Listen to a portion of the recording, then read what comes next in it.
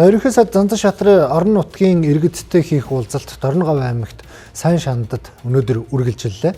Өнөөдрийн уулзалтаар ээлжит нэг танилцах айлчлал байсангүй. Харин нутгийн иргэдийн хувьд олон жил хоримтлагдсан бохимдол шийдэл хүлээсэн асуудлаа шууд бөгөөд тодорхой тавьсан уулзалт байлаа. Засгийн газраас Дорноговь аймагт эхлүүлсэн цэгцэрэг хөдөлгөөнийг авилга газрын маргаан хариуцлагагүй уулуурхайг онилох ёстойг орон нутгийн иргэд тодтоглоо. Дорноговь аймгийн тулгамдсан бараг бүх асуудлын суур шалтгаан нь авилга хариуцлагагүй төртөө салшгүй холбоотойг иргэд ярьж өөрсдийн амьдралын жишээгээр тайлбарлалаа. Тухайлбал Дорноговь аймгийн мандах суманд ноос ноолоор үнгүүдэж малын өвчлөл нэмэгдэжээ. Энэ нь ганцхан зах зээлийн савлгаа бус орчны дороотолтой холбоотой гэж нутгийнхаа харж байна.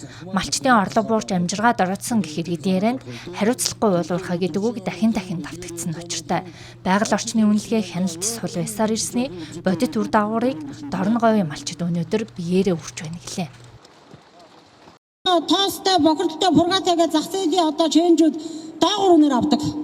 За гойдог бол тэр уулуурхайтай сум тэр авийн орчны малын ноолрыг одоо хямдаар авахар малчин бидний одоо эзэн засагт хүндрэлтэй байна.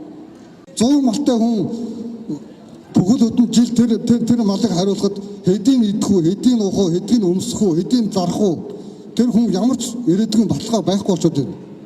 Тийм учраас энэ залуу малчдыг цааш яаж дэмжих юм? Арс шир өхрийн шир тэгээ ганцхан ямааны одоо арсыг авч байгаа бус шир одоо бүгд тогондор хагидж байгаа. Энийг одоо нэг цэгцэлж энэ цэгцлэх хөдөлгөөнд оруулж өгөөч гэж сан тавьж байна. Эрчим хүчний тэр нөгөө нэг нарны эрчим хүчний тэр хураагуур хөрөмж айгүй хэрэгтэй болоод байгаа маа.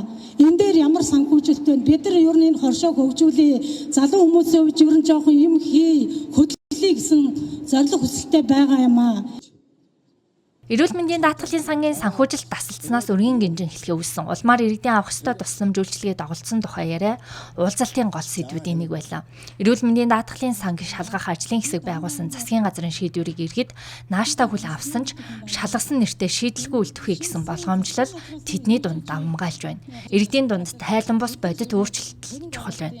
Тухайлбал далан жаргалан өргөн сумдын эмнэлгүүд алсын дуудлаганд туулах чадвар сайтай хэрэгсэлгүйгээс цаг алдаж зарим тохиолдолд хүний амин эрсдэлтэй тулгарч байгааг иргэд ил тод хэлсэн юм. Ингээд уулзалтын үеэр энэ асуудлыг шийдвэрлэхээр болж сумдад эмнэлгийн машиныг нэмж өгөхөр боллоо. Энэ чандмын элч маань маш хүнд байгааг ойлгож байгаа. Энэ асуудлыг шийдэн аймаг шийднөөрөө 2.7 тэрбум өрийг нь шийдэн. За энэ хөгжлийн мэргэжилтийн иргэд түрээсийн орон сууцнд орох боломж байгаа юу гэж. За энэ боломжийг гаргаж өгнө. Энэ хууль хэрэгжихгүй байх чинь энэ эмэгч хэцүү байдлын их үндэс юм байна. Одоо сая ажилласан гатуу шаардлагууд тавигдсан, гайлын даргаыг чөлөөсөн, за дараа нь дээр нь тэр газар олголтыг төсөл сонгон шалгаруулах нэрээр олгоцсон газар маш их хил амтай байгаа учраас хууль хяналтын байгууллагууд цагдаа тусгай албадын тусгай ажлын хэсэг ирж замын өдөд чөлөө төсвийн газар олголтын дээр чөлөө төс газар олголт энэ чөлөө төсвийн цаашдын ажлын талаар бас хэн шалгалт явуулна. Ийхүү засгийн газраас эхлүүлсэн цэгцэрэг хөдөлгөөн гэхүүрээ бодит ажил бодлогын өөрчлөлт болж чадах хэсэг нь авилга газар уулуурхайн асуудалд хэр хатуу шудраг хандхаас шууд хамаарна. Иргэдийн хэлсэн үгс бол гомдол төдий зүйлвш харин бодлогын шийдвэр гаргах гол баримт болох учиртай юм а.